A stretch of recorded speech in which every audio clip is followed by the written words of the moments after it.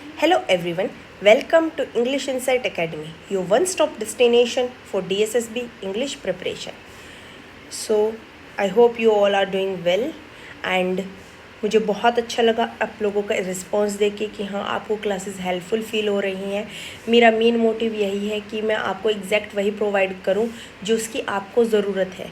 Literature is like a pool, आप जितना dive करोगे आपको उतना कंटेंट मिलता रहेगा, लेकिन आपके एग्ज़ाम के लिए, आपके एग्ज़ाम व्यू पॉइंट के लिए क्या इम्पॉर्टेंट है, मैं एग्जैक्टली आपको वही प्रोवाइड कर रही हूँ। और आप अपने प्रीवियस ईयर पेपर भी देख सकते हैं कि हाँ कहाँ से क्या आया हुआ है, and you can connect with my notes and all. और जिनको ये इशू था पीडीएफ्स कहाँ अवेलेबल होंगी, तो मैं अपना टेलीग्राम चैनल पिन कर दूँगी इस वीडियो पे। Sorry, so you will get it from here. So आज का हमारा जो पोएम है वो है शिला पट्टिकरम. It's written by Elano Adigal. Elano Adigal was a poet and a monk, sometimes identified as a Chera prince. He is the author of the Shila Patikaram, one of the 5 great epics of Tamil literature. अभी हमने poet के बारे में पढ़ा कि वो मोंग थे and ये एक जो 5 तमिल एपिक लिटरेचर्स है उनमें से एक है. अभी हम पहले इसका इंट्रोडक्शन जान लेते हैं तो थोड़ा आपको आइडिया हो जाएगा कि ये पोएम किस बारे में है, क्या है इस पोएम में. So moving on. Silappatikaram, the tale of an anklet, also referred to as Silappatikaram. It is a poem of 5,730 lines in a Kaval Akriam meter. This epic tragedy love story of an ordinary couple, Kannaki and her husband Kovalan, Shila Patikaram, is divided into 3 kantams, khanda, which are further divided into cantos. Sanskrit में बोलते हैं कथा. The 3 kantams are named after 3 major early Tamil kingdoms. Pugar Kingdom, Chola country, Pugar. This book is where Kannagi and Kovalan start their married life. और जो कोवलन था फिर उसको प्यार हो जाता है माधवी से, जो कि एक डांसर होती है और कर्टिसियन होती है, और इसके लिए वो अपनी वाइफ को छोड़ देता है. This contains 9 cantos. This book is largely this is about erotic love. And now next chapter, next book, Machura Kingdom, Pandya Kingdom, Madurai. This book is from where when couple lives poor and try to build their lives where Kovalan is wrongly executed. This book contains 11 cantos. This book is mythic genre.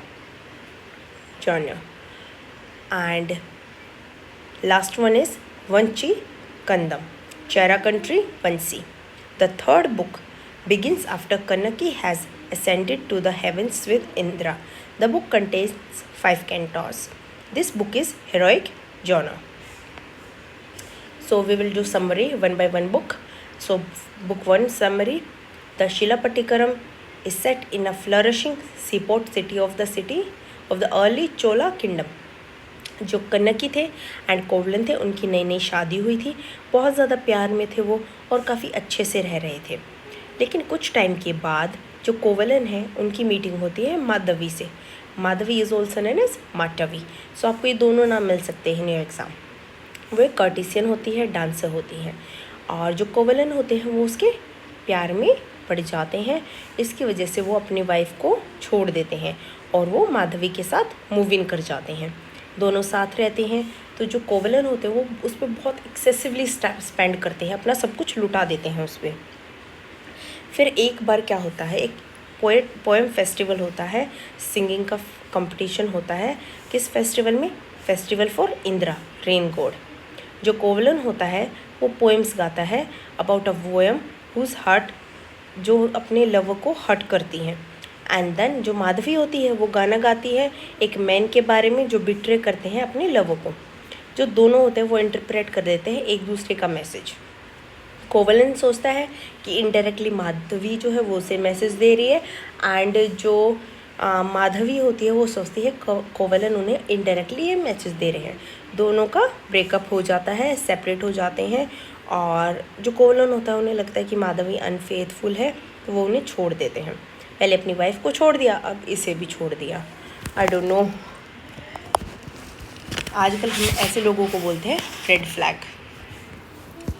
सो वो उसे भी छोड़ देते हैं। जो कनक की होती है वो आज भी उनका इंतज़ार कर रही होती है। शी हैवंट मूव्ड ऑन, अभी तक वो मूव ऑन ही नहीं कर पाई है। एंड वो उसे वापस अपनी लाइफ में ले लेते कि हाँ भाई, now you are back, so you will be my husband again. Then this is the first book. Now we will move into book 2। Book 2 में क्या होता है, जो कनकी होती है एंड कोवलन होते हैं वो उस सिटी को, पुगार को छोड़कर मदुराई शिफ्ट हो जाते हैं। बिकॉज उनका जो भी पैसा होता है, जो भी होता है, सब जो कोवलन होते हैं वो मदुराई पे लुटा चुके होते हैं, तो अब उनके पास कुछ नहीं होता। तो जब वो मदुराई आते हैं तो कोवलन के पास एक भी पैसा नहीं होता, और वो अपनी मिस्टेक्स को कन्फेस करते हैं कन्नकी से, और कन्नकी जो होती है वो एक अच्छी वाइफ बनने के लिए उनको माफ़ कर देती है। देन वो अपनी लाइफ दोबारा रिबिल्ड करते हैं। एंड जो कन्नकी होती है वो उन्हें अपनी एक एंकलेट देती है, जड़ाऊ एंकलेट, जिसमें हीरे मोती सब कुछ लगा हुआ था, बहुत सुंदर होती है एंड वेरी एक्सपेंसिव। तो वो कहती है कि आप स्टार्टिंग कैपिटल अपने, हम जो भी अपना काम शुरू करेंगे इसका सेकंड का जो फर्स्ट कैपिटल है वो हम यहाँ से जनरेट करते हैं। तो जो कोवलन होता है वो जब उसे मर्चेंट के पास बेचने के लिए जाता है तो मर्चेंट उसे फॉल्सली फ्रेम कर देता है कि ये तो रानी की चुराई हुई एंकलेट है, क्योंकि कुछ समय पहले ये राज्य में होता है कि रानी की एक एंकलेट खो गई है। तो वो उसको कहता है कि तुमने तो रानी की चुराई है। वो तभी सिपाही को बुला लेता है और उसे अरेस्ट करवा लेता है। जो किंग है वो उसे एग्जीक्यूट करने के ऑर्डर दे देता है और उसको एग्जीक्यूट करा देता है विदाउट लेटिंग हिम प्रूव हिमसेल्फ। वो खुद को प्रूव ही नहीं कर पाता, उससे पहले ही सब कुछ हो जाता है। Sorry. When Kannaki learns about this, she proves Kovalan's innocence by throwing other anklet of the pair. जब कन्नकी को पता चलता है कि उसके हस्बैंड के साथ ऐसे कैसे हो गया, तो वो बहुत ज़्यादा रोती है और वो गुस्से में लाल पीली होकर वहाँ पर किंग के कोर्ट में जाती है, और जो दूसरी एंकलेट होती है उसके पास उसको फेंक के मारती है वहाँ पर। जो किंग होता है वो बहुत ज़्यादा शौक में चला जाता है और वो ही डाइज। जो मदुराई होती है वो, अब मदुराई सिटी में तो ये पूरी में बात फैल जाती है। जो कन्नकी होती है वो सब किंग को भी कर्ज दिया उसने। अब उसने जो मदुराई के पीपल हैं उनको भी कर्ज दिया by tearing off a breast and throwing it at gathered public. और वो कर्ज देते कि सब कुछ जल के राख हो जाए, सिर्फ कौन बचे, ब्राह्मण्स, अच्छे आदमी, cow, truthful women, cripples and old man and children. Cripples को होते हैं, कौन होते हैं, जो हाथ पैर लंगड़े, मतलब कि स्पेशली एबल्ड होते हैं वो। तो वो सब जल के पूरी मदुराई सिटी में राख हो गई। सिर्फ कौन कौन बचा था, ब्राह्मण, अच्छे लोग, काव, अच्छी औरतें जो ट्रूथफुल थी, क्रिपल्स, ओल्ड मैन एंड चिल्ड्रन। अब बुक 3 की समरी। अब जो कन्नकी है वो मदुराई को छोड़कर माउंटेन के रीजन में चली जाती है, चेरा किंगडम के, और वहाँ पर सब उनसे गॉड गॉडेस मिलने आते हैं। गॉड इंद्र जो होते हैं वो अपने चैरियट में आते हैं और कन्नकी उनके साथ हेवन चली जाती है। जो रॉयल फैमिली ऑफ चेरा होती है, जब उसे इन सब बातों के बारे में पता चलता है तो वो कन्नकी के नाम से एक टेम्पल बनाते हैं और कन्नकी को गॉडेस का दर्जा देते हैं और उनका नाम रखते हैं पतिनी। So these are the summaries of the 3 books. Now moving on to the major characters. तो इस पूरी बुक में 3 मेन कैरेक्टर्स हैं, जैसे कि आपको समझ में आया होगा, कन्नकी, कोवलन and Madhavi.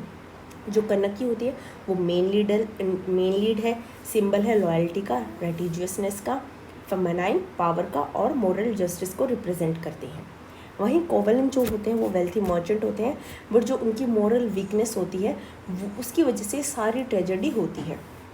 And third is Madhavi, famous dancer होती है, कर्टिसियन होती है, और वो पूरा वर्ल्डली जो प्लेजर होता है, टेम्पटेशन होती है, उन्हें रिप्रेजेंट करती है.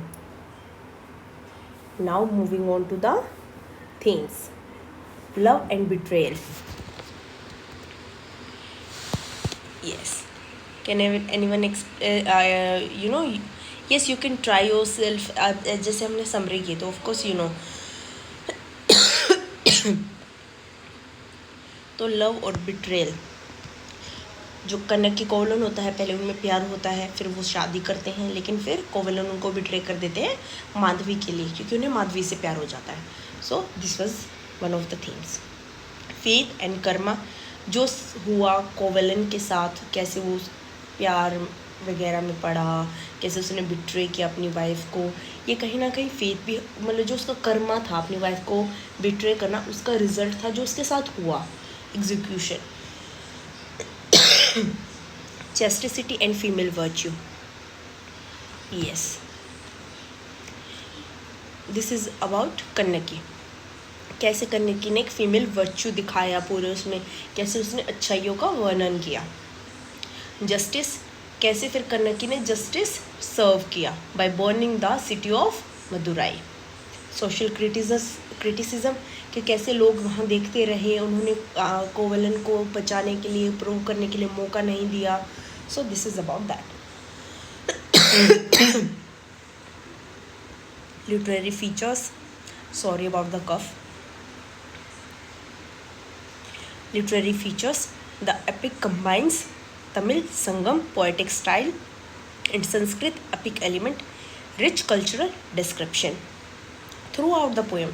कैसे कल्चर को डिपिक्ट किया गया है, कैसे पोएटिक स्टाइल्स हैं, संस्कृत के एलिमेंट्स हैं, और इसमें जो मेन सिंबल है which is very very very important, that is anklet. वो एंकलेट किसको शो करती है? Truth, identity, justice, feminine virtue. तो and these were the major things जो आपको रिमेंबर रखनी है अपने एग्ज़ाम पॉइंट ऑफ व्यू से. एंड आई थिंक आपको बहुत अच्छे से समझ आ गई होगी पूरी स्टोरी. आई डोंट थिंक मैंने कुछ भी छोड़ा है स्टोरी में, मैंने ईजी किया है आप लोगों के लिए. एंड मैं क्वेश्चंस भी करवाना चाहती हूँ, लेकिन मुझे जो देखकर लगा कि अभी आप लोग क्वेश्चंस में इतना इंटरेस्टेड नहीं हैं, अभी आपको कंटेंट चाहिए.